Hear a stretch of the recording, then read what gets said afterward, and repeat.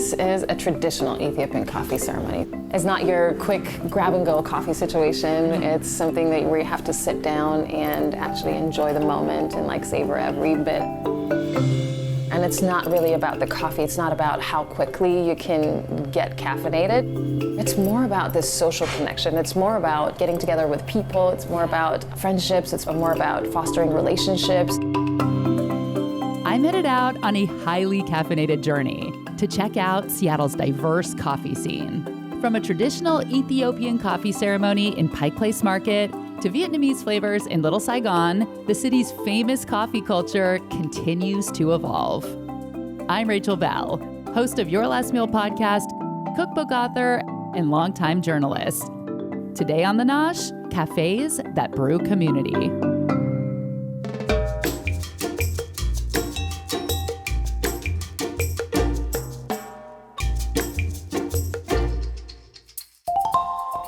Hi, Yenvy. Rachel. Do you need some caffeine? Yes, I do. I don't know if you do, though. Yenvy Pham and her sister Quinn own Pho Box Up Shop, Pacific Standard Time, The Boat, and Hello M. Their roastery and cafe located inside the Little Saigon Creative, a nonprofit community gathering space dedicated to Vietnamese culture.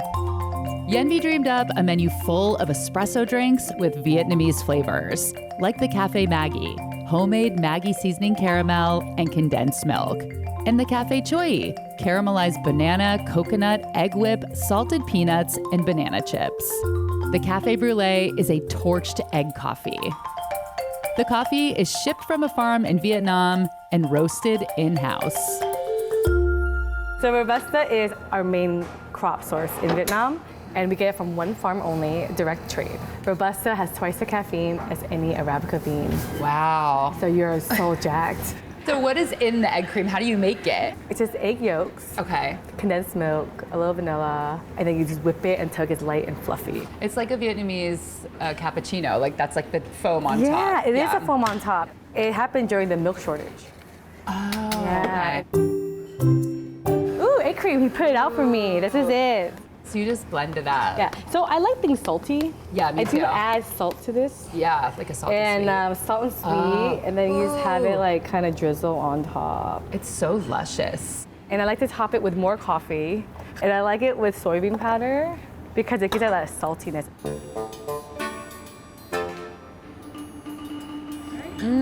That is so good. This is the best coffee I've had in the city. What? It is. Everything has such a like nice creamy texture and all the flavors. It's not too sweet, Yeah. but it's like just enough. And then having all of the like the little pops of like umami and the Asian flavors, it's delicious. Why do you like it? I always describe you to everyone as Seattle's pho royalty. Oh gosh. Because your parents opened what we think was Seattle's first all pho restaurant. I think we are, Yeah. or the longest standing. When did they open? In 1982. 2 years after immigrating to Seattle, Yenvy's parents opened an American-style sandwich shop.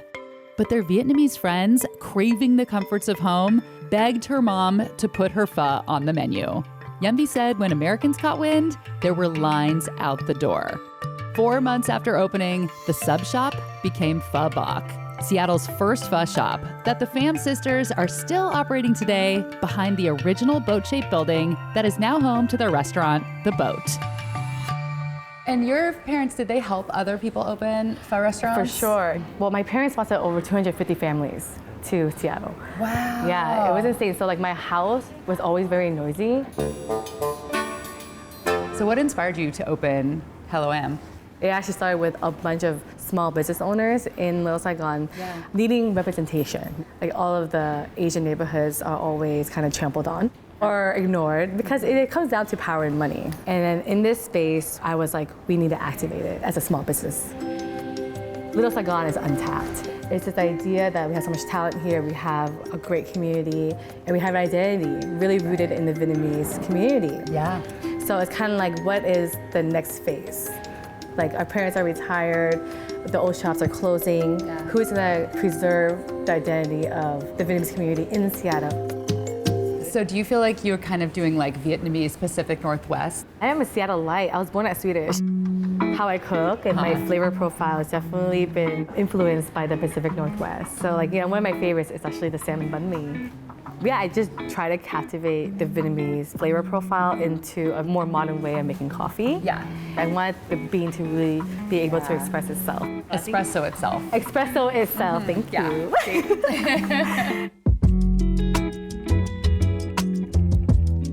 Hi, I'm Meeraf. Wonderful to meet you. At Lands of Origin, you can try one of Meeraf Mamo's delicious handmade African pastries and sit down for an abbreviated version of the hours-long Ethiopian coffee ceremonies that she grew up with. Thank you for coming here, where I get to show you something that's very near and dear to my heart. This is basically the heart of the community. This is how people will talk about everything that is important. For example, this was where I learned about domestic violence as a young child, just sitting there at the foot of the table where nobody was noticing. This is where people talk about politics, people talk about everything that's important, people get to communicate and honor each other and take time to slow down. I grew up surrounded by coffee. I grew up in a land of where coffee is from. Coffee was discovered in Ethiopia. I didn't know that. Yes, coffee is from Ethiopia originally, and it was discovered by a goat herder named Kaldi. When he noticed that his goats were eating these red cherry beans, and they started acting caffeinated. Imagine like a bunch of goats with a couple of shots of espresso. I grew up where there's forests and forests of coffee and waking up to the smell of coffee every single day, and my father happens to be a coffee farmer who used to export to the United States before he passed away. So how would this work at home? Is it kind of built into the culture that you would do this every day? It really is built into the culture.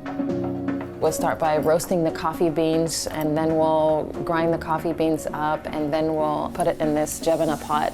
Simmer it for about 15 minutes each round, and we'll drink 3 rounds of it. The first one is called an abol, the second one is a tona, and the third one is a baraka coffee. And the baraka coffee is the blessing round, so you don't want to leave before, you get your blessing, because you're going to have a great day. An Ethiopian coffee ceremony is normally accompanied with some snacks. The most common snack is a popcorn. Why did you decide to open this business? I believe that there's a huge void in anything African. Very rarely our stories are told by us, and I just wanted to be in that space and telling people the stories that have shaped my heritage. Thank you so much for having me. This is so special, and I just feel like I learned so much today. I want to learn one more thing. How do I say thank you in Amharic? You say amasaganalo. Amasaganalo. That's beautiful, yes. Thank you. Thank you. You're welcome. You're very welcome. Thank you so much for coming here. Of course. The Nosh was made possible in part with the generous support of Alaska Airlines.